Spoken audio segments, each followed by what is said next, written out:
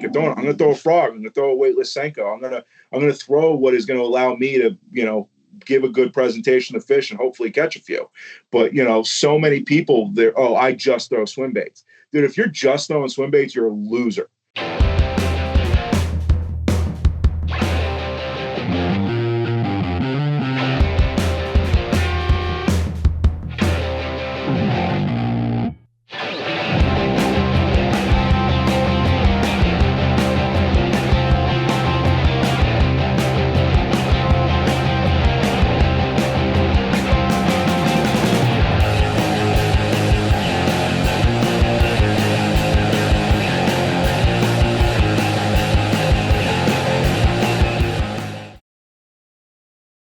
Hello and welcome to episode number 73 of the NJ Multi-Species Podcast. I am your host, Joe Santiago. Chris is still walking to his podcast room because he's late as hell. I look really weird because the lights aren't on, and I don't give a shit because we had a rough weekend. As you could see from some of the videos coming out, we went up to Salmon River. We had a car breakdown. We had a lack of fish. We're going to kind of leave it for another episode because Chris is going to bring up a topic now of if salmon fishing is even fishing at all, which has to just be another whole episode because it's the season's coming for that, and it's a long conversation. Chris, you're finally settled in there on your phone. His computer wasn't working. Happy birthday to Jerry Zagorski. Jerry Zagorski's out in Yellowstone. Knocking off one of his bucket list trips for his birthday. Happy birthday to him. Tonight's guest is Taylor Stewart. He's a pretty well-known bass tournament angler in New Jersey. He's a huge fan of FFS Sonar. I have no idea why Katie just popped into the screen. It looks like she fixed the laptop, most likely. Did she... I just saw her. Oh, she flipped the camera? No, all right, so that was a cameo from Pregnant Katie. So there she is. So, yeah, tonight's guest, Taylor Stewart, tournament bass angler, mostly from New Jersey. Just recently won a fairly large tournament about 3 weeks ago. We actually asked him on here because he hates us. He really hates us, this guy. So, I think he does. Yeah, he does. Well, he hates you. He might like me, like most people. That's the common trend. If anyone, he definitely dislikes you. You bash. I don't think so. No, see, yeah, but I still do. I think I bass fish more tournaments than you do, though. No, I've won so many bass tournaments, I just stopped doing them. So you were so professional at bass fishing, you just quit? Yeah. You were embarrassed to win anymore? Yeah. All right, whatever. So Yellow Dog Paddle posted his report on Facebook. He had another 15-fish day, multi-species, all the fish in the lake. Round Valley continues to fish excellent. The giant catfish continue to offer a nice surprise. Water is back up to the full level. There's all kinds of new bass fishing going on there. Kyle Thomas has another bass contest planned for October. So look for that if you want to join that fishing chaos. I think it's 2-man open buddy. The Bass Topwater Bassers has a 2-man open buddy coming up on Lake Apacon. I think Fast Eddie is in the works of planning the hybrid striper meet and greet, which is something that's an NJF.com event that happens every year where everyone just shows up to Lake Apacon, drops chicken livers. That should be coming. Yeah, that's pretty cool. And just to be clear, can you hear me all right? Yeah, you're all right. This is no longer attached to anything. This is doing nothing. It's all just I have is the phone. But I just want to say that the NJFishing.com, the striper meet and greets that they do. So what's cool is if you don't have a boat, and this is actually how Dwayne and I met. Because I only had a very small John boat and he had a bigger boat that was more suitable for Lake Apacon. But he had never done the chicken liver fishing for the hybrids, and I had. But he invited me on his bigger, more comfortable boat that's more suited for Lake Opakong. And that's how we met. So what's cool about it is if you don't have a boat and you've always wanted to do this, go on njfishing.com right now. If you don't have an account still, at this point, we can't help you. But get an account made. Maybe when Jerry gets back from vacation, he'll get you on there in time. Go on there and wait for that post. And if you put on that post that you don't have a boat, but you'd love to do it, I can almost 100% guarantee you that someone will have room in their boat. You'll make a couple new friends as long as you're not a complete weirdo. And yeah, it's pretty cool. Well, yeah, it actually is pretty cool. But there's so much stuff going on because of the fall. But like I said, yeah, the fishing with Mike Herman continues to be unbelievable from Yellow Dog Paddle. So if you want to call Yellow Dog Paddle, if you're interested in doing a trolling trip, now is a great time to call, especially in the fall. The fish are going to get a little higher into the water column. In other news, Mackin's fishing, Rip and Lips fishing trips, he just shot a huge elk, the first one of his whole life. Congratulations to him. I believe he went out to Utah to do it. The pictures are on Mackin's page. Check out his elk. Really just amazing. That's a once-in-a-lifetime trip. So congratulations to Eddie. And I'm also wearing my Fishing for a Cure shirt because Captain Scott Tarnowski is finally home. He rang the bell and finally exited the hospital and is home now recuperating.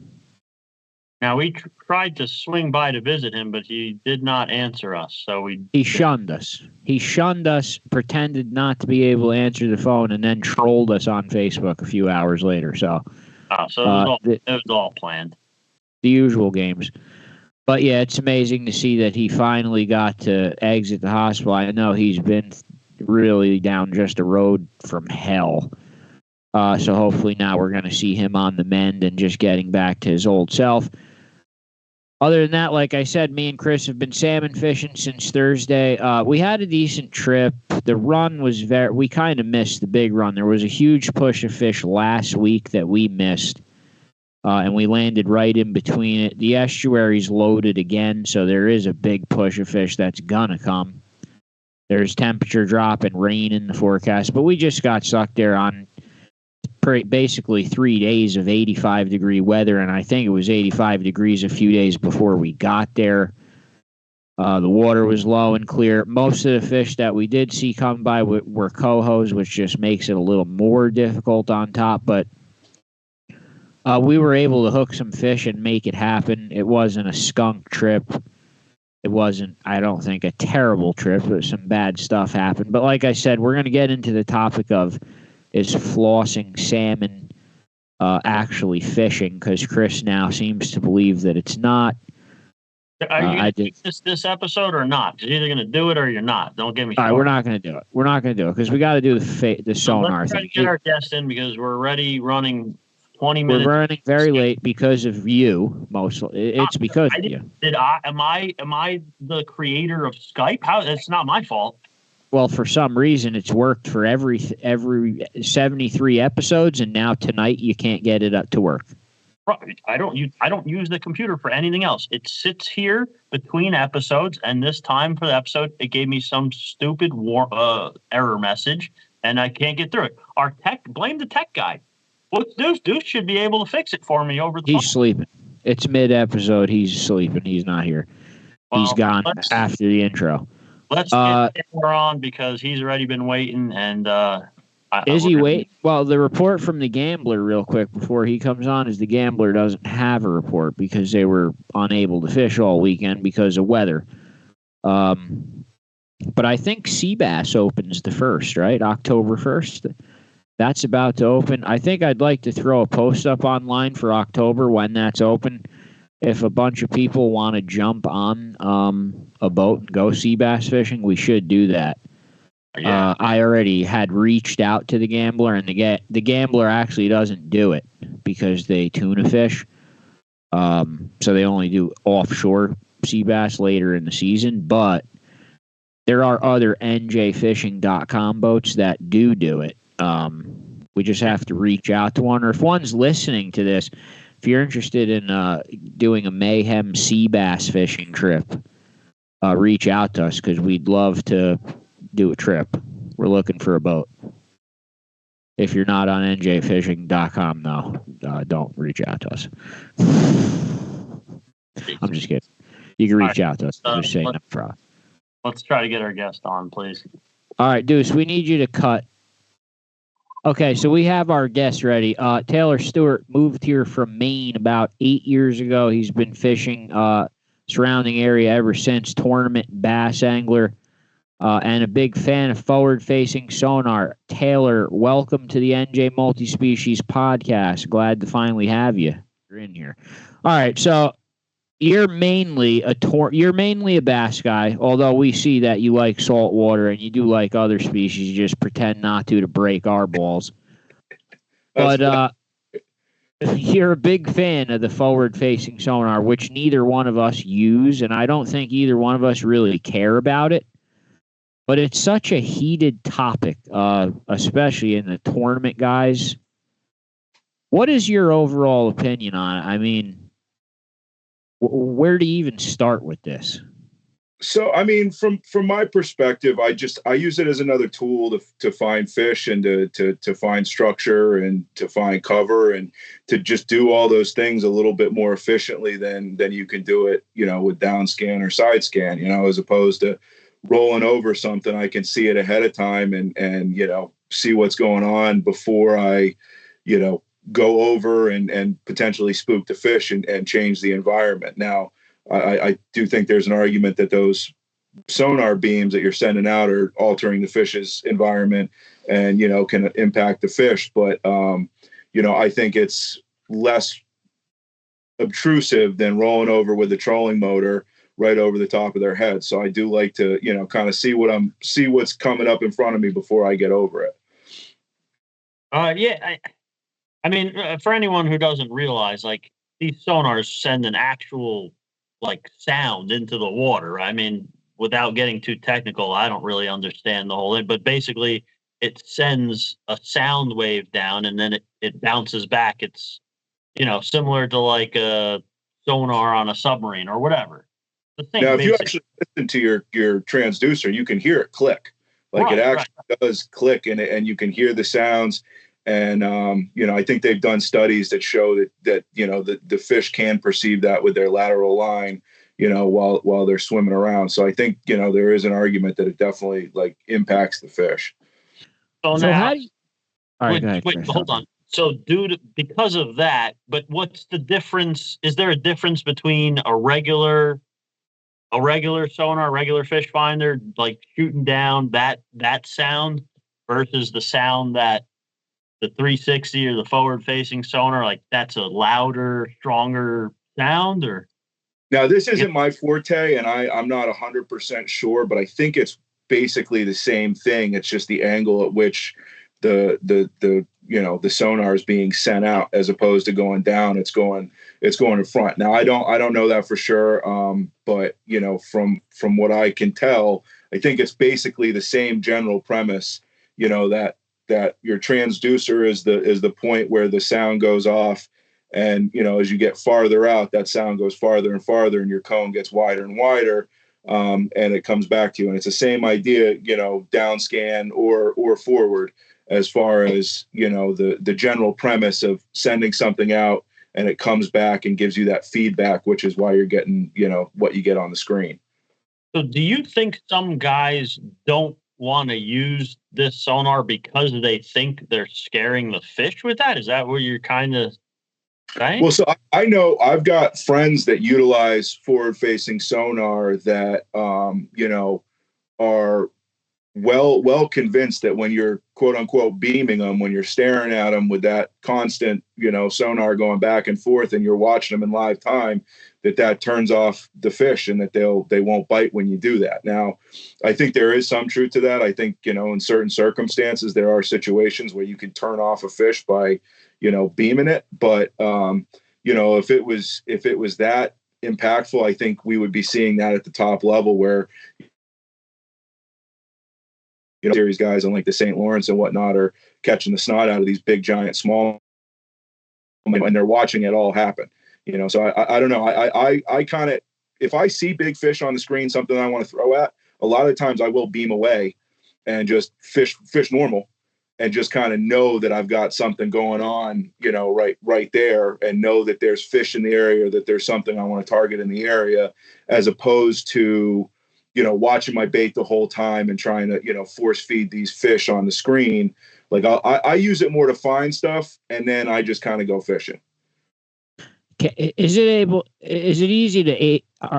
easy to tell the difference of what species you're looking at? Like if you're fishing a bass tournament on Lake Hopatcong, how do you know you're not staring at a 4-pound hybrid and it's not a largemouth? So if you talk to the guys that are really experienced with it, I'm still learning. Most of the lakes that I fish are shallow South Jersey mud holes that, you're sort of limited in the use of this technology. It's still helpful. You can still use it, but, I don't have the experience that I can look at a dot on the screen and say, oh, that's a crappie, that one's a perch, that one's a bluegill. Now there's certain ways that the fish react and behave that say, okay, they're schooled up like that. That's probably a school crappie, or, that looks like a bait ball, but they're a little bit bigger. That's probably a ball of perch. And then you see kind of the bigger blobs and you think that that's some sort of predatory fish, whether it be a bigger catfish or a bass or a pickerel or whatever, and the way that they move and the way that they relate to the bottom or to cover and structure. But again, that's kind of, I'm still learning. I'm figuring it out. I caught my first fish actually watching them, come up and eat on the screen maybe a year or two ago. So it's not like, I have all these like years of experience and, to be able to tell one way or the other. But if you talk to the guys that are, have been doing this a lot more and have a lot more time on the water with them, those guys can, not 100%, but they can typically look at, the screen and say, oh, that's, X species, as opposed, to whatever else it could be.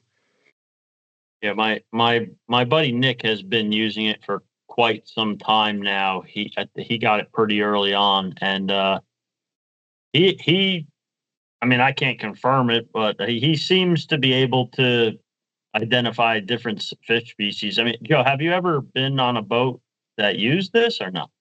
No, only ice fishing. Well, you've used the older version of it on Parnowski's boat. He'd have it shooting out the back. You could actually trolling. Trolling, and you could actually see your lures on the scan. You could see the downrigger balls, right? Too. And you could see it if a fish, like if you had a certain lure out at a certain depth, and you saw a fish that kept coming up behind it but never hit it, you'd know something's right about that presentation, but it's not finishing the job, and you can maybe pull it in and change the color or the size or the lure or whatever. And it always seemed to be really useful in that aspect. And I don't know. Let's move on maybe to like the opinion of it. Like, all right, you're not an expert in it. We didn't bring you on as an expert in it. I think what's more interesting is people's opinions on it, as far as like, didn't one of the bass circuits or something ban it recently? Well, so there's the three major circuits. There's the National Pro Fishing League, which is kind of like pay to play. You got MLF, which used to be FLW basically, and then you got BASS. Now, the National Pro Fishing League for 2025 banned it outright. So there's no forward-facing sonar allowed on their tournament circuit. MLF, they have rules limiting it. You can only have 2 transducers or 2 for real-time forward-facing sonar, live transducers, whatever they call them. And then basically there's 3 periods, and they can pick one of the 3 periods where they can use it. They have to declare it ahead of time. The other 2 periods, they can't use it. And then BASS limited it to 1 transducer, has to be on the front of the boat, and then they limited the inches of screen that you can have on your boat to 55 inches. So they're all kind of handling it a little bit differently. You could have a 55-inch screen? No, 55 inches total. So between all your screens. So somebody's usually going to have one or 2 at the console, one or two up at the bow. Can I just have one 55-inch one? I don't. You know what? I don't know about that, because what they're saying that the 55-inch limit is supposed to. It's like a safety concern, because these guys are getting these big giant screens, and they got 3 of them at the console, and you about can't see over to to operate the boat. So I think that's kind of the reasoning that they're relying on for the 55-inch maximum screen size. My opinion of this personally was, when I first got involved in the conversation, I mostly listened to John Grab a Granny, and I totally said, how could you use this in a tournament? It's basically like using a drone hunting, which has already been outlawed. You can't use drone hunting.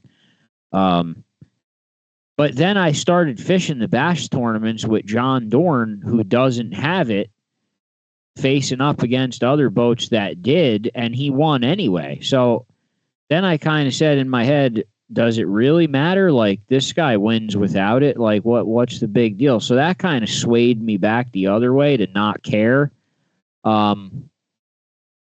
Obviously, outside of a competition, it's a huge advantage that I'd love to have. But you just won a pretty big tournament, right? Like 2 or 3 weeks ago. Yeah, we did a 5 Alive Open on Manasquan, and it's funny because a lot of people were asking if we were scoping. Now, well, that's what I was going to ask. If I would have showed up down there at 4 a.m. and ripped the live scope off your boat, would you have won that tournament anyway, or did you need it to win? Probably not. But that's because it's a body of water I don't have that much experience on. I was using it to find grass and find bait. So now I can do that with my traditional sonar. Yeah. But when you're in a limited tournament, time period, you only got the 8 hours. I know where some grass patches are. We could have caught some of them fish. But what the live sonar was giving me was that instant feedback of, okay, here, this place has all the right ingredients. It's got the grass I'm looking for. It's got the depth I'm looking for. And there's bait fish present, and there's other fish present. So it just kind of cuts the learning curve. Now, it's not one of these magic bullets. You're not going to throw a forward-facing sonar on your unit or on your boat and all of a sudden win every tournament you enter. It takes a lot of time to, figure it out, learn how to use it, learn what you're seeing. But that's why I won't buy it, because it just looks like it's going to take so long to learn to use it that I don't want to. Yeah, no, it takes a lot of time. And that's something that I kind of had this idea in my head. I'm going to throw this on my boat, and I'm going to, catch every fish in the lake. And it's not like that. It takes a lot of time to get the intricacies. Now, if you're really, really good with it, it opens up a lot of doors that, you just don't have access to otherwise. So, if you take somebody that's a proficient angler and you hand them this technology and they become proficient with it, then they're going to be very dangerous. They're going to have the ability to, eliminate a lot of dead water that, if you don't have that technology, you can't do. Now, is it going to, beat out somebody that's got years of experience on a body of water, or is a much better fisherman, or, can put a bait, in areas that somebody else can't put it? Not necessarily, but, it can. And I think this is part of the big debate, is that you're seeing a lot of these younger guys that don't have, the time on the water, the years of experience that the older anglers do at the top level, and they're competing and in some instances blowing them out of the water. So I think part of the debate is that, should there be a piece of technology that allows you to kind of skip the learning curve and, just not even know, you don't have to necessarily know how to pattern fish or anything anymore. You don't have to know where they're going or what they're doing if you can go out and find them in real time. So I think there's a lot of, arguments for and against it. If you want a little bit of additional information, I really suggest checking out the Bass After Dark podcast as well. They did an episode where they had Ben Milliken and Randy Blockett on, and they were kind of given, both sides. Randy's really against it. Ben's really for it. They had this other guy, Izzy, on, who, I think he worked in like the Air Force on this sort of technology from like a military standpoint. So there's a lot of good information there. But it's a really heated debate. It's getting people, hot to trot. John Gabrini, he's very against it. And, I guess it kind of opens up the question too, like, if we're going to ban it for tournaments, should we just ban it altogether? Is the impact really going to be from tournaments, or is it going to be from the recreational anglers that are going out there and pounding these waterways every day, as opposed to just on Saturdays and Sundays? So I don't know. I like it. I like to use it because it's another tool that I think makes me a better angler and gives me a better chance at, being successful. And that's what I want to do. I'm 95% of my fishing is fun fishing. I fish tournaments here and there, but, I want to just go out and catch fish. I want to catch the biggest one I can find. And, that's always my goal. And if I can, utilize a piece of equipment that's, legal and whatever, like, I'm going to go out there and do it because I put enough time. Except live bait. Well, I was just going to say, that's why we use live baits. The same exact reason. You just gave the same answer I would give if someone asked me why I use live bait. And that's part of the ball busting, because I chobe and I've shiner fish. Would my preference be to catch the biggest fish I can on an artificial versus a live bait? Yeah, but that's kind of just how I grew up. That's how I like to fish. I like to throw a frog. I like to swim a jig. I like to throw a big swim bait.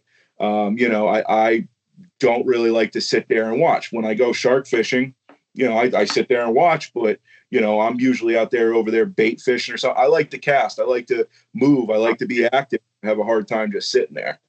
Dude, you won't. I mean, I've said it before. Like, I hate bait fishing. Believe it or not, I hate it. It's more work than going out with a lure. When I first started fishing, I started with live bait like most people. And then I started using lures. And, piece by piece, I got better at using certain lures for certain fish at certain times of the year. And I realized that using a lure is the best option in a lot of cases. But then I kind of, over the years, doubled back on a lot of things and realized that in some of those scenarios, certain live bait tactics are even better than the lure tactics. And in some situations, you just can't do with a lure what you can do with live bait. I think I said that last time too, but there's just I think shiner fishing down in Okeechobee is a perfect example of that. There's a lot of those guys, they do the live shiner trips, not because it's more fun or whatever. It's because there's going to be more success. They're going to catch more fish and bigger fish. And there's a lot of circumstances that, you couldn't put a lure where you need to put a lure that you could put, the live bait, maybe on the edge of a reed patch or something and just let it sit there. You can't suspend a jig like that. It's falling. It's, you're going to be fishing the bottom after a second. So I don't know. I think I'm open to live bait fishing, but I guess my preference is just, is the artificial deal. I want to try to ask him some of these internet questions before we run out of time. Well, it's funny because I had one from my fishing group chat. A couple of my buddies wanted to know if you guys had noticed any difference in using it with live bait, but it sounds like you guys haven't really spent much time with it. With live scope? Yeah. No. So we don't have any of those units. I have some friends that use it. Like I said, they love it. I've fished with them, obviously, with it. And to be totally honest, I haven't been impressed enough by the amount of fish it brings to the boat versus if you weren't using it. It hasn't impressed me enough, if any, to shell out the money for it. I don't know how else to explain it. If I thought that if I bought that, it would mean that much more fish that often, which I feel like it should. But I haven't been able to justify it in my mind. Once I do, I'll probably buy it, if I'm being honest. I don't know what Joe thinks. But. And you know what? My experience when I first put it on the boat, and I was catching absolutely less fish than I was before I had it on the boat, because I was so concerned with staring at the screen and messing around with that than I was, making sure I'm putting the bait in the right place. And you got the dogs coming in, putting the bait in the right place and making a good cast, having the right cadence, paying attention to, what I'm doing with the reel, what I'm doing with the rod. and I think I was catching less fish. But now that I've grown more experience with it, like I said, I'm not using it for the most part. There are times where I'm catching fish off the screen. One of the fish that we weighed in that tournament, the smallmouth, I watched it come up and decimate my bait, and it was like the coolest thing ever. But for the most part, I'm using it to find areas where there's the things that I'm looking for, whether, you know, I'm looking for rock, or if I'm looking for hard bottom, or if I'm looking for, you know, depth change, or if I'm looking for grass. Like, that's what I'm really using it for, you know. And I'm also using it to find, you know, at fish activity as well. But as far as, like, you know, watching my bait and watching the fish come up and interact with it, I do that, but I'm not very successful doing that. I see a lot of follows. I see a lot of fish interacting with it. And that's something else that you kind of start figuring out, is a lot more fish are looking at your bait and interacting with it, you know, without actually biting or without actually giving you any indication that they are. So kind of going back to what you guys were saying about being able to, you know, see that from the back with the riggers and everything. It's the same kind of thing. Like, okay, maybe I'm throwing the wrong color, or maybe I'm fishing a little bit too slow or a little bit too fast. It just gives you more clues about what you need to be doing to, you know, catch those fish. And I got to say, you know, if you're in a situation where you're not getting a lot of bites, which happens a lot in South Jersey, the fishing's tough. They're highly pressured. You know, it's shallow water. Like, you're not always getting bites throughout the day to tell you what you're doing right or what you're doing wrong. And, you know, any additional feedback that I can get to tell me what those fish are keyed in on or what they're doing, I'm going to take it. Cause like I said, I got limited time. I work a lot. You know, if I'm getting out there and fishing, I want to be successful. I'm not one of these guys that just, oh man, I love being out of the water. I do, but I'd rather work if I'm not catching fish. I want to be out there getting done what I want to get done. And if this technology is going to allow me to do that, that's why I utilize it. Now, I also do think that, you know, there are some negative repercussions that, you know, can stem from this as far as tournaments are concerned, or as far as fish populations are concerned. And, you know, and one of the things that they brought up on the Bass After Dark podcast was, what about where this technology goes? Not just where it's at right now, but what about 5, 10, 15 years from now, when, you know, they've got AI integrated with it and it's telling you what the species is, what the best condition is, you know, what the best lure presentation, you know, like where do we draw the line? You know, what do we want to see at the top level of tournaments? Do we want, is it like baseball? Do we want to see these guys juiced up hitting home runs? Or do we want to see, you know, the game played the way it's been played forever, that we can always, you know, remember? So I think there are arguments both ways. And I honestly haven't fallen, you know, one way or the other. I kind of been riding the fence. You know, you look at it from an entertainment perspective. Is it more fun to watch a high level, you know, bass tournament that's really tough and the guys aren't catching jack? Or is it better to watch them slug it out, but they're staring at their screens all day? I don't know what the answer is. Well, I was going to kind of bring that up, like from the entertainment standpoint, like you said, let's say you're watching the Bass Masters on TV, whatever. And if this is making more fish, if this is helping more fish get caught, more hookups, more fish fighting, like, isn't that the exciting part? Wouldn't it bring more excitement to watching it? And then obviously bring more money in, like more people are watching it. It's more exciting. More sponsors are going to pay for it. I mean, I think to the question you kind of led to, it's going to come down to money. Like, where is the technology going to stop? Like, I'd kind of lean towards it's not. It's the money's going to dictate. Like, you know what I mean? Well, we're already seeing that with these major organizations. You know, I think part of the reason that, you know, BASS and MLF isn't outright banning it is because Lowrance, Humminbird, and Garmin are big money sponsors that pay a lot of money to put their logos on, you know, on the bass tournaments and whatnot, and then they shell out a lot of money to their pros that they want pushing their product. So, you know, I think that that's going to be, you know, a big, you know, it's going to dictate how it goes is the money. And I think that's, you know, kind of how it always goes. And, you know, but I don't know. Like I said, I think that there has to be a limit. You know, I think that, you know, we do want to see the best guys out there, you know, showing us how to catch them on instinct and, you know, patterning fish and doing all the things that we kind of grew up on. But then again, you know, like I'm Barry Bonds, my favorite baseball player of all time. I love watching him juiced up hitting home runs. I don't watch baseball really anymore. You know, so I don't know. I'm really, really in the middle about all of it because, you know, I don't want to see the fishery suffer. I don't want to see the fish population suffer. But you know, if you're able to be more successful and catch more fish, I mean, that's going to impact the fish population and, you know, the catchability of these fish for, you know, for the future. And I, you know, I do have some concerns about that. I'm going to ask you a couple of questions from the internet before we run out of time. One of them is, how do you feel about a club doing like half the tournaments allowing it and half the tournaments not allowing it, or having two completely separate divisions, one that allows all FFS and another division that does not? I'm all for it. That's what some of them are doing, like from what you said. Oh, they are doing that?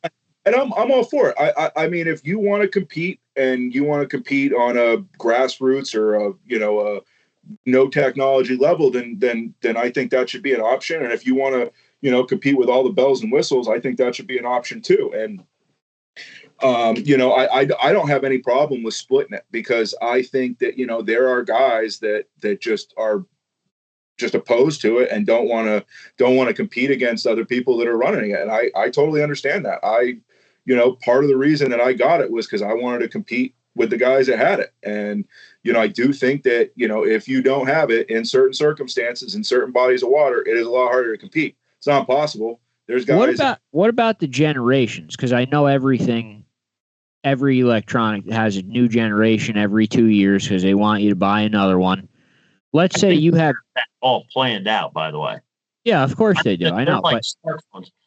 I guess what I'm saying is, what if he has the Generation 1 Panoptics on his boat, the first one ever, and he's up against someone who has the brand new one, that's whatever, the Generation 9. Are you like majorly outgunned by that brand new one, or they're all pretty much like on a baseline playing field? So I've got AT1, I got the active target one, the Lowrance. And if I could do it all over again, I probably would have gone Garmin. I've been on some boats with the Garmin, and it just seems a little bit more user friendly and a little bit more easy to set up and to like consistently get what you want. You know, as far as like a recreational everyday angler, from what I hear, the Lowrance is, you know, just as good, if not better, in certain circumstances if you know how to mess with all the settings and do all this. But, you know, I don't know. And, you know, so now Lowrance has the AT1 and the AT2. I haven't seen the AT2. I've heard it's better, but, you know, I can't really speak to that because I haven't messed around with the second generation. But, you know, I got to assume it's just like anything else. You know, there's going to be things that it just does better, quicker, faster, and more efficient than the older technology. And eventually, just like anything else, that older technology is going to get phased out, and they're going to end up, you know, just kind of, you know, like you can't use an iPhone 8 really anymore. So it's going to be the same thing with that eventually. But I think as of now, at least from what I see, I'm comfortable with my AT1. Like, I don't feel like I'm at a huge disadvantage, you know, against guys that are running the Garmin or against guys that are, you know, running the active target too. Joe, can you access we had the questions in the email too, and I can't access them. Yeah, I have them. I'm just like, most of them he talked about already. Oh yeah. Well, while you're checking that out, I kind of wanted to give my like closing. Oh, here's a good one. This was a good one. This one's from Luke. Taylor, let's say it is banned. What is preventing someone like you from just going to the lake 3 days before the tournament, scoping the entire lake out, marking the spots, and then coming back for the tournament? I mean, nothing, I guess, unless it's against the rules, you know, and I think so. The National Pro Fishing League banned forward-facing sonar in official practice. I don't think there are any limits to and I could be mistaken, for MLF or BASS when it comes to practice. So I don't think there would be anything stopping you, but, part of what makes the live feedback so good is it's live, so if you go to the same area, there might not be the bait there, but again, what I'm using it for personally is more so finding, the same kind of stuff you find on a side scan or down imaging. I'm looking for grass, I'm looking for rocks, I'm looking for, depth change, all that kind of stuff. And, I can mark that and I can come back and check it out. Now I don't have the feedback to know, hey, there's fish on this rock today, or there's bait all over the place. But, I can still kind of, use that to narrow down or, kind of eliminate some water in practice. But, to be fair, that's the same thing that you're doing in practice anyway, with or without forward facing sonar. You're trying to find, productive spots. You're trying to eliminate dead water that you're not going to fish. But yeah, I don't know. I don't think anything would stop you. I think you could very well do that. But, I don't know how much success you're going to necessarily have for certain types of scoping, like, what you're watching with, the Elite Series guys, where they're watching, every fish eat every bait. Like, you obviously can't do that if you don't have that on tournament day. But, I still think it's a really, even if you're just using it in practice, I think it's a really valuable tool for, kind of finding what you want to focus on Derby day. I think, like, when it comes to, I have two different opinions on the forward facing sonar, I guess. One opinion for like professional or semi-professional, like competition type things, and then just one for just recreational fishing. For the competition fishing, right? In my mind, as long as everyone has access to the same technology, I don't really see an issue with it. But I do think, like you said, I do think it does have to, you do have to draw the line somewhere. Is it here now with this, or something that comes out in the future? I don't know. It seems like it's getting to the point where you have to draw the line now or very soon. But as long as everyone has access to that same technology, I really just don't see the big issue with guys complaining about it. So now, what's your stance on it pricing some people out? Because I know that's if you're, right. If you're talking about a local contest, right, where it's just the average Joe fisherman that likes to compete in bass fishing, and some guys can afford it probably, and other guys can't. That then it becomes a lot of gray area where it's, then maybe, like you said, you do two different divisions, or I don't know how else you would do it other than that, or to just ban it outright. But then you're gonna piss off the guys that spent the money on it. So in that aspect, I'm not sure. When you're talking about the big leagues, I mean, they all have sponsors. They all have similar enough technology that I just don't see the argument. Well, so and this is where I'm kind of conflicted too, because one thing that I don't necessarily like about, the direction that fishing as a whole is heading is just it's really costly. And I mean, whether it be rods or reels or line or baits or hooks or whatever, the electronics, the boats, it's a really expensive hobby. And, when you start talking about the cost of the sonars, not everybody can afford it, but not everybody can afford a $500 Daiwa Steez reel or a $200 swim bait, or, the top fluorocarbon on every reel. So, it's interesting to me, because I do hear this argument a lot that these, electronics are pricing people out, but you can buy $50, $25 Megabass jerk baits, and somebody else can't afford that, and they're using the $1 one from Walmart. So is that person at such a disadvantage because of that? They're using the cheaper rods, they got the ugly stick. Like, I don't know. I just think it's an interesting, thing to think. It's the nature of the sport, really. I mean, if you think about it, there's really nothing you can do about it. Like, that's how it is. It's similar to, hockey or baseball. Obviously all the professional teams have the best bats, the best material on the bats, the best material in the hockey sticks, whatever the state of the art legal material is to get like that bend in your hockey stick when you take a shot, to get that shot as fast as possible. But in the fishing world, it's different. It's like there's so many nuances to everything you can do. It's not only just, opinion based. It's like you said, it's money based. And some guys are going to be able to afford some things that are going to give them an advantage. It is part of the sport of competitive fishing, I guess. Yeah, I don't think there's really a way to, to set the price, because, like, again, somebody can afford a $90,000 glass bass boat. Somebody else has to putz around in a little aluminum, and once you get on bigger water, like that's a real difference, being able to, travel down for fish that somebody else might not have access to. So, I think the price, aspect of it is not something that really has much bearing, just because of how wildly, prices vary with all the fishing stuff. You can go, balls to the wall and you can have the best stuff ever. It doesn't mean you can catch them, but it's really, there's a discrepancy. So I just don't think that the necessarily electronics are the culprit for pricing people out of the sport. I think it's a culmination of everything. But I don't think that should be used as like an argument to ban forward facing sonar, at least at the elite level, like at the top level. Maybe at the grassroots level, you want to kind of make it even for everybody so they can, everybody can compete. But then again, maybe you just need separate divisions where it's, no live, technology versus, another division that allows it.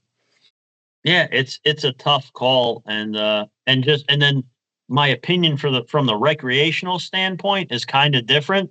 From that standpoint, in my mind, I'm like you. If I'm going fishing, no matter how much I get to fish, every time I go fishing, I have some kind of goal. That goal is either to catch the most of a certain fish, or the most of a bunch, this X, Y, and Z fish, or the biggest fish, whatever the goal is, right? Like, that's what I'm there for. I'm not there to just float around in the water and then go home at the end of the day and be like, well, that's why they call it fishing and not catching. Like, that's not what I'm there for. I know whose voice that was. That's not what I'm there for either. Right. Okay, so you have all the aspects when you go out fishing. Finding the fish is the first thing you have to do. And it's part of the process. And I won't say I don't enjoy that part, but out of all the parts there are, finding the fish, getting the fish to bite, fighting the fish, landing the fish, finding the fish, that first step, that's my least favorite part. That's the most work that there is. So if something is going to make that easier, I mean, why not do it? I'm out there to catch the fish, like you said. Why not use a tool that's going to make finding the fish easier? That's my least favorite part of the process. And I think most people enjoy biting the fish, getting the fish to bite, like getting that hit. Like, those are the more exciting parts. Recreational fishing, it would just be pointless to not want it. If you don't want it, it would just be stupid. Who wouldn't want it? Yeah, I kind of agree. It's the only reason I don't have it is because it's really expensive, and I haven't been able to justify it to myself. I don't have it because my wife will beat the shit out of me. If she would leave me alone, I'd have it. I mean, I don't give a shit. Let me let you in on a little secret. I've used this many, many times over the years. When you want something in fishing and it's kind of expensive, just order it, and when it comes, you just pretend you won a contest. This one's crazy. This one's a little too expensive, though. This one, you can't bullshit this. Can't hide it. Taylor, I want to thank you for coming on the NJ Multispecies podcast. Do you want to plug your Instagram pages and stuff first? Because yeah, appreciate you guys having me on. It's been fun chopping it up. So yeah, come check out my Instagram. It's lawless_fishing.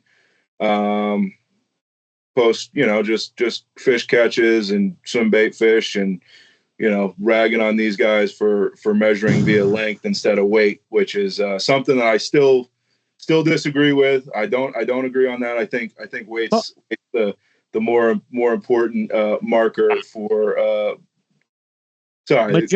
A majority of people would agree with you. That's not it's not an argument we ever win, ever. Like the episode just got 30 minutes longer. Here we go. Oh God.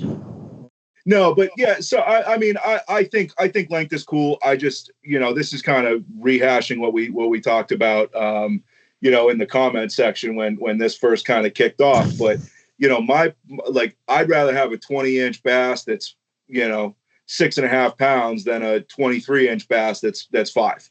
I want the biggest, meanest, healthiest fish that I can find, and that's the one I want to trick. I want to trick the but again, I see the argument that that 23-inch fish or the 25-inch fish that's been on this planet for an extended period of time has managed to get that old, get that long, might be at the tail end of the life cycle, isn't bulking up the same way that maybe a younger fish is. I think there's some merit to catching that fish too, but I like the big weight. I like to whenever I catch a big one, nobody's like, hey, how long is it? Unless it's a kayak guy. Everybody else just what did it weigh? I caught my personal best in Jersey, not this weekend, but last weekend. It was 7 pounds, 8 ounces. Yeah, I saw that. I threw up the picture of of it on the measuring board. It was just over 23 inches. Every DM was what she weigh. Yeah, but those are a bunch of bass people. They don't count. It's true. It's an echo chamber. It's if you look at it like deer hunting, the rack of the deer shows you the deer's age. It shows its length. It shows the character. I'm not hunting for a fat deer with small antlers. I want a big, like the length of the fish. You catch a walleye in the fall, and then you catch that same exact walleye post-spawn in the spring, and it's 4 pounds less, and John Gabrini wants to call it less of a fish. It's the same fish. It just hasn't eaten because it was spawning. The length just shows the true story to me of the fish, except blackfish. They're the only fish that you weigh because only the weight counts with them. No one cares how long they are. I do. You guys are getting me a little bit more on board with the length thing. I think over time you guys have chipped away a little bit because, it is interesting because I'm thinking about that fish that I just caught. Now we're in the, we're not in the dead of summer, but we're pretty close. Now, if I caught that fish in the middle of fall feed or, during the spawn, I wonder what it weighs, and obviously my preference personally would be to catch it at its bulkiest, its weightiest, whatever. Does that make it more of a fish in spring than it was in summer or it was, at a different time of the year? Not necessarily, but as far as, bragging rights, kind of. It's. I mean, it looks. He'll always be a 23-inch bass you caught, though. He'll always be that. It's true. Yeah. To me, it's just like so. It ate a couple of bluegills that it didn't shit out yet, and All right, now you're sounding like Max. I think he made that argument too. He stole it from me. Well, one more thing before we let you go, because I know you asked you wanted to touch on this just before Joe ends this. The big swim bait thing, like just real quick. Glide baits. What do you call them? Swim baits, glide baits, what? So swim baits for me is an overarching kind of like category. So that'll cover like big soft plastics. That'll cover big wake baits, big top waters, and the glide bait. So when I say swim bait, I'm typically talking about a bait that's 7 inches or bigger.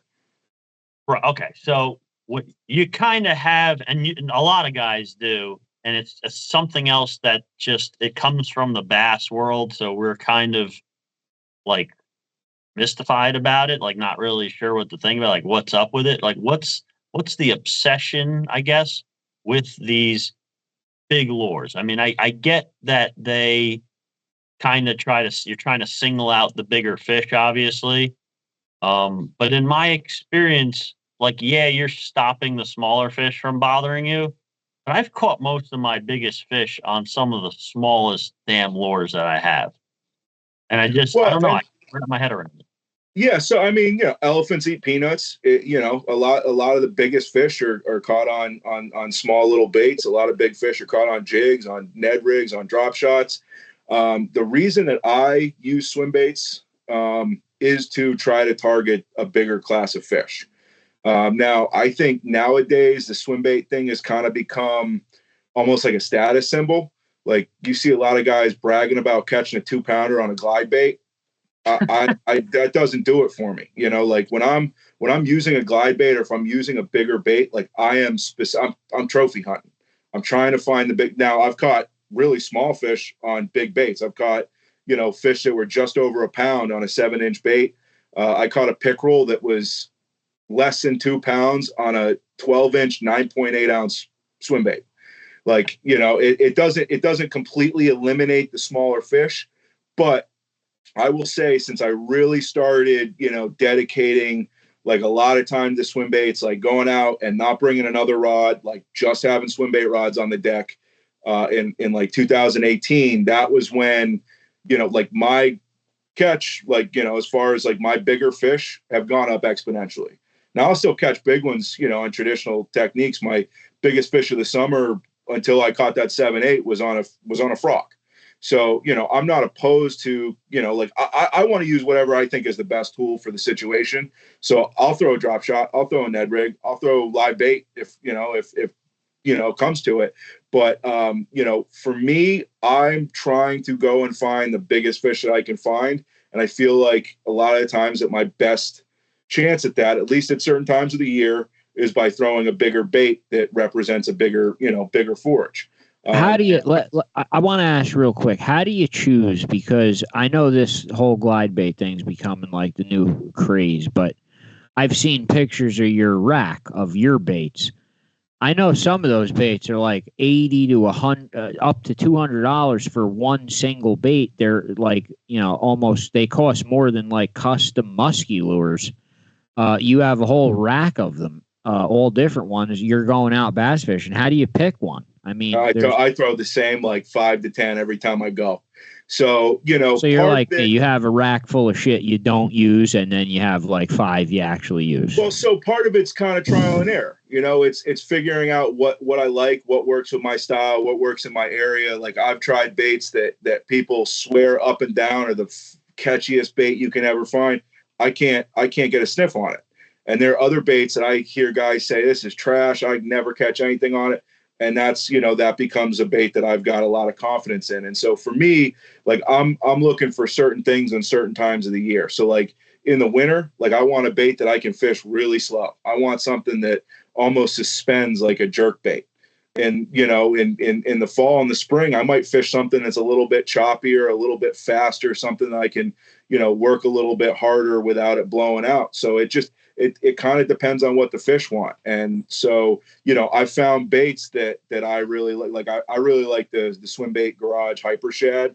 It's a 7-inch kind of just your run of the mill sort of little shad glide bait, but it's really stable. And for a bait that short, you can get a really wide glide out of it.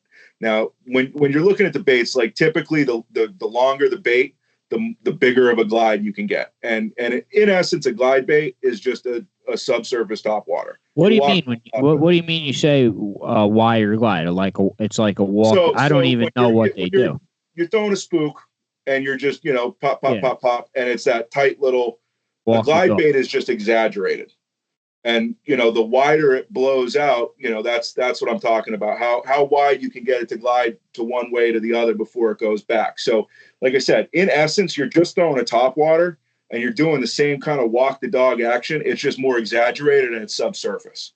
So is it a straight retrieve on the reel, or you have to work it in? No, typically with most glide baits, it's like a quarter turn, and it goes whoop, whoop, whoop. Now, if the big wide glide isn't working, I might quit, a little quicker and have it jump around a little bit more. Or in the winter, like I said, it's one quarter turn and I let it sit, another quarter turn, I let it sit, another. So it depends on the water temps. It depends on the fish's mood. But So like for the winter, the black talon made by Keith Thomas over in Pennsylvania, the donk is absolute killer.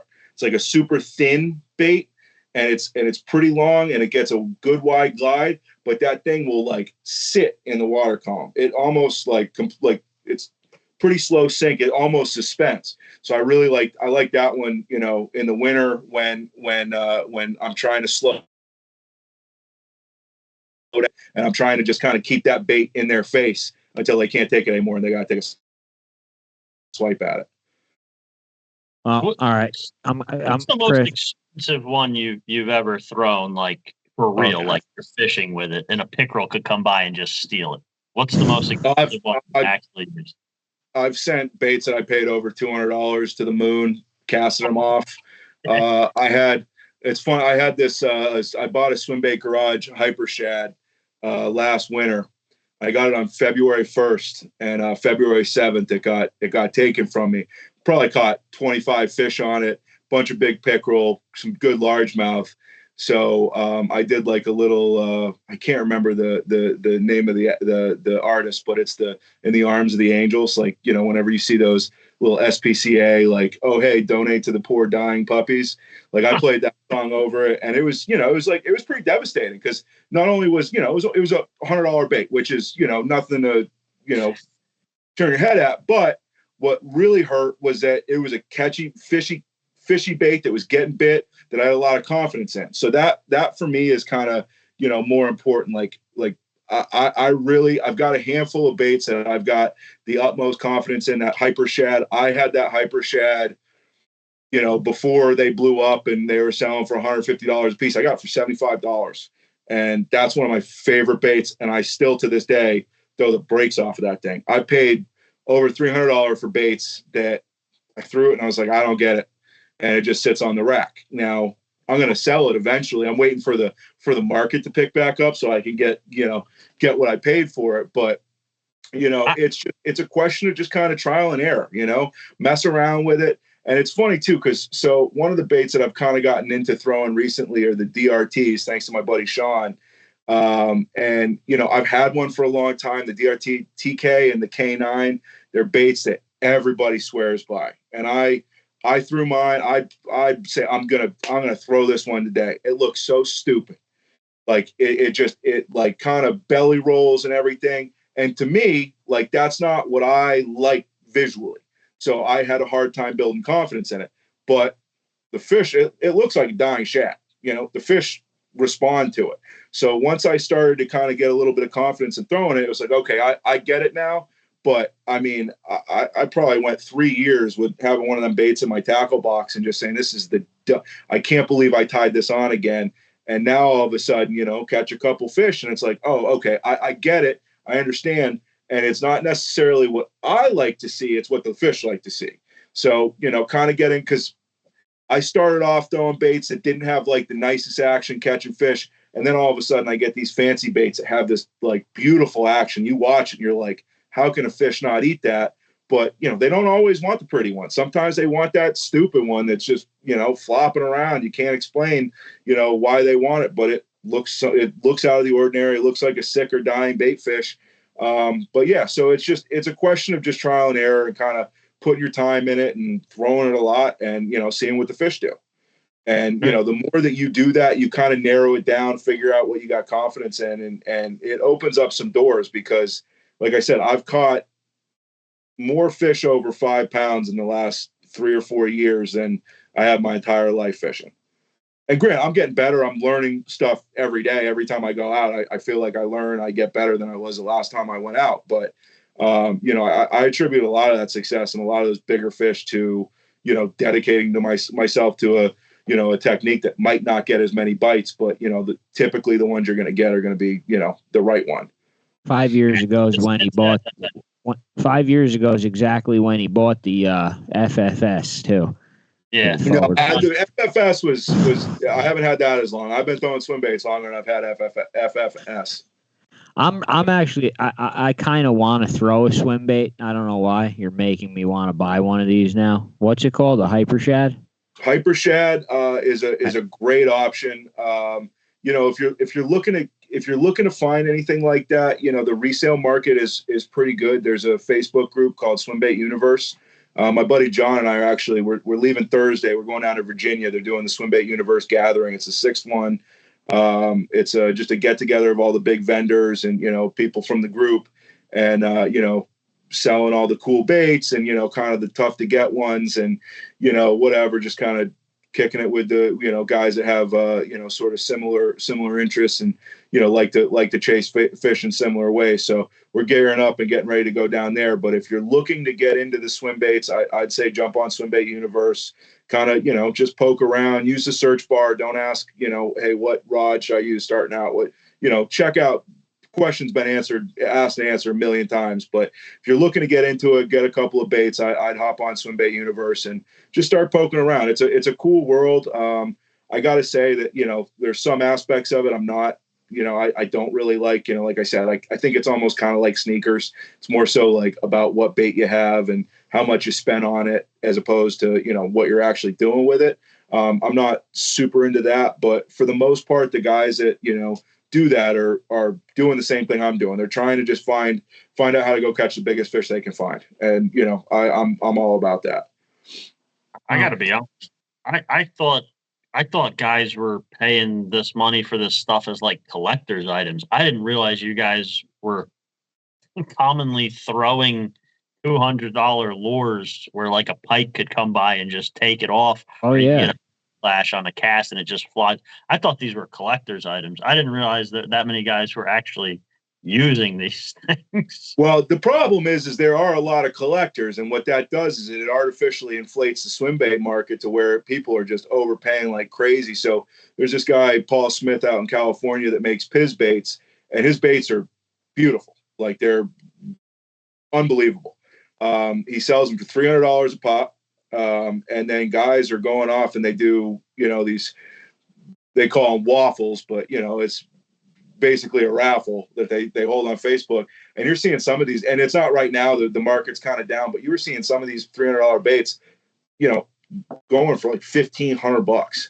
And people are actually paying that kind of money. And, granted, so the way the waffle works is, hey, there's 10 spots available. It's $30 a spot. So you pay $30, you get spot one. Somebody else pays $30, they get spot two. Random number generator, whoever's number gets called. So you can win this $300 bait. All you got to pay is $30, but you got a 1 in 10 chance of winning. So it's kind of one of these things where, it's not a lot of guys are paying $1,500 out of their own pocket for one of these baits, but the guys that are selling them are making like $1,500 selling them. So, there's a lot of that, but the guys that actually go out there and fish them. Yeah. I paid $200, $300 for baits and I fish them. I don't buy any baits to not fish. Like, if I'm buying a bait, like I'm buying it with the intention of using it. Granted, I bought baits that, I've tried and didn't like and kind of moved on from, but I'm never buying a bait just for the sake of having it. I wanted to, fill a certain, situation or a certain role in my arsenal. That's why I go out and buy a bait. Now I know why I see the pictures of guys catch a fish and they're blowing this lure like all over themselves, like creaming all over it. Like, this lure, like, I don't care what lure, like, that's a nice fish. Like, what's up with these lures? That's why they spent all these monies on all this money on the lures. And they're like, because they're obsessed with, like, I caught it on this giant swim bait. Like, look, the fish size doesn't even matter. It's like an average size fish, but they're like creaming themselves because it was on this lure. Well, that's what I was talking about earlier. You see all these guys bragging about catching 2-pounders on a glide. Who cares? I'm not throwing a glide to catch 2-pounders. I've caught plenty of 2-pounders on a glide, but I'm not going to go on Facebook and tell everybody, oh, I caught it on this glide with these hooks, with this split ring. It's 2-pounder, But when you catch the one you're looking for, then I plug companies that I work with, and whatever. I'm just as guilty of it as anybody else. But in the swim bait world, I think a lot of it's like a credibility thing. Like, hey, look, I caught it on a swim bait.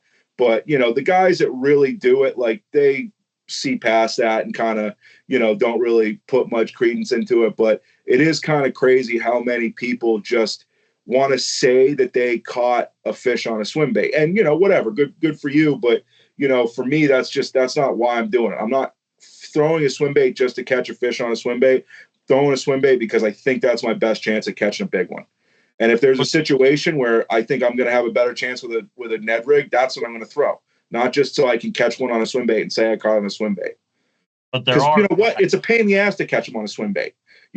I have a better landing percentage on some other like more traditional bait. So, if I'm throwing a swim bait, it's because I am trying to, target a certain, class of fish. But there are guys that do that. They go out, they just throw a swim bait. They'll try to force the swim bait down the fish's throat just so that they could brag about it. That's the weird part to me. You're not part of that. A lot of guys that don't even know how to fish. They don't know how to find fish. They don't know how to, make a precise cast. They got into fishing and they thought swim baits were cool, so they jump right into it. And, I think fortunately I kind of started fishing when swim baits, weren't as big or popular as they were. And so I learned how to do a lot of conventional techniques that, that style of fishing, conventional fishing, dictates a lot of my swim bait fishing. I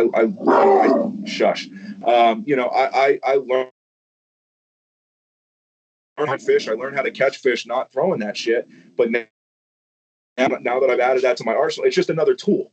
I'm not going to go to a lily, a place with a bunch of, lily pads and vegetation and try to throw a treble hook bait just for the sake of throwing it. I'm going to throw a frog. I'm going to throw a weightless Senko. I'm going to throw what is going to allow me to, give a good presentation of fish and hopefully catch a few. But, so many people I just throw swim baits. Dude, if you're just throwing swim baits, you're a loser. And you're limiting your own opportunities and you're doing it for clout. And I think that's lame. Like if you're fishing, I'm fishing to catch the big ones. I'm fishing to catch fish. I don't care necessarily the means of doing it. Like the goal is to catch fish, which is where your live bait fishing comes in. Like, I'm willing to do it. I want to catch fish. I don't necessarily care how I catch them. I'm not going to go out there and fucking snag them or something, but like, it doesn't have to be on a swim bait for me to have a good day of fishing. Like, yes, it's one of my favorite ways to catch them, but part of it's, because it usually catches bigger fish. It's not just because it's, the technique or it's cool or, people on the internet are going to, jerk me off because I caught one on a fucking, such and such glide. Like, that's not why I do it. I'm glad. But there's a lot of people that do it for that reason. It sounds sensible. All right, we have to let him go. Monday Night Football's on. Listen, I want to thank you really for taking the time to come on here and talk to me, especially about bass. I really enjoyed it. Maybe one day. Guys out. I got the boat. We'll go out and go fish. So should we mess around with forward-facing sonar, mess around with live bait, mess around with swim baits? I was gonna say that I've never actually seen it. If you were willing to take us and show us how it works, I'd love to go. That'd be cool. The swim bait bite's about to get good. The problem is it's the same time the striper fishing's good too. So I'm going to be out doing a lot of that. The striper run last year was nuts. So I didn't get to throw swim baits as much as I usually do in the fall. But if we come, do you let us throw one of your swim baits, or we have to buy one to come? No, you can throw one of mine. And you know what? If a pickerel takes her, if it gets sent to me, part of the game, man. You got to chalk it up to the game. Taylor, thank you. So much money in bass tournaments. He's just handing us $300 swim baits to whip into a pickerel's mouth. You guys are getting the mass produced, whatever. So and actually just a quick aside. I know I got to get out of here, but if you're looking for a really reasonable priced, super high quality glide that's going to be a very good entry point, that the new Spro Chad that they did with KGB is the deal. It's a awesome bait. I've had a lot of resin chads. I've thrown, every KGB that they've made, in the last 8 years, basically. But that new, the Spro KGB Chad is awesome. It's ABS body. The paint lasts forever. It's got the brush tail, just like your traditional, garage built, resin glide. It's got swiveling hook hangers. It's got the, sticky shark Gamakatsus on it. It's a really good bait. And, the price point's $70. And again, I know, coming from somebody, if you're buying $7 pack of Senkos or whatever. It's a big jump, but if you're looking to break into the glide bait fishing and kind of mess around, I can't recommend that Spro Chad enough. I mean, there are a lot of circumstances where the $300 baits are staying on the wall, and the Spro Chad's what I got tied on. So go out and pick up a couple of those and just start throwing it, and you'll catch fish. That sounds good to me. All right, Taylor, thank you so much for coming on, dude. Really appreciate it. Thanks again, guys. And again, I appreciate you guys having me on and seeing past the trolling and the ball busting, because, it's fun in the group. And if you guys are looking for like a fun place with like-minded people, hop in the NJ Multi-Species podcast group. A lot of good people, sharing a lot of cool fish, a lot of cool species. And, it's a good place to just, learn some stuff. I've learned a lot just poking around, seeing what everybody else is doing. And, hopefully, we can all kind of reciprocate, teach each other some stuff, and just have everybody be as successful as they can, catch as many fish as they can. Appreciate that, man. Thank you very much. Yeah, take care, dude. Thank you. Take it easy. Thank you very much for that. All right, so it's very late. That episode ran very long. Next week's episode is John Creeley. He's a custom rod builder out of, I believe, Pennsylvania. Is he from? You actually checked the schedule. Yeah, is he from PA? He might be. That I'm not totally sure. Yeah, he's from somewhere. Custom rod builder. We're going to talk to John Creeley. I'm not sure what's going on this week. We might go trout fishing one day, or we might set up deer stands. I haven't personally caught a fish since the multi-species Dude, quest. you listen. Let me explain something to you. Most people salmon fishing, they don't ask how many you landed. They ask how many you hooked, and you got one to the leader and to your feet. Just Max totally blew the net. You said we're not talking about that. All right, we won't talk about that. All right, we will see everyone next week. Happy birthday, Jerry Zagorski. Next week, John Creeley. See you next week. Keep on suffering.